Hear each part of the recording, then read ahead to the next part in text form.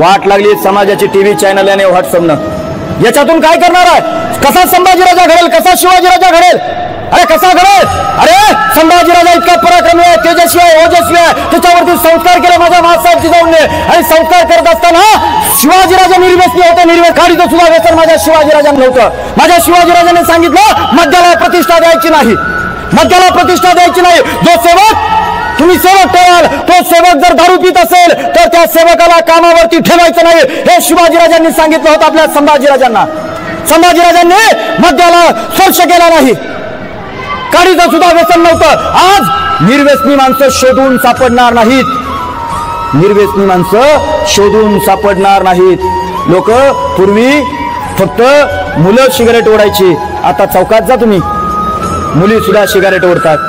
मग कशासाठी हे सोहळे साजरे करायचे? मुलांना काही घेणं देणं नाही, काही नाही। अहो ते आपल्या आई बापाचा विचार करत नाही, समाजाचा सोडून द्या, देशाचा सोडून द्या, राष्ट्राचा सोडून द्या।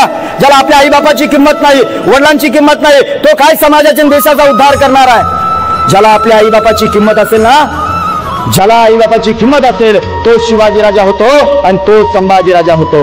आणि या सगळ्या घोळा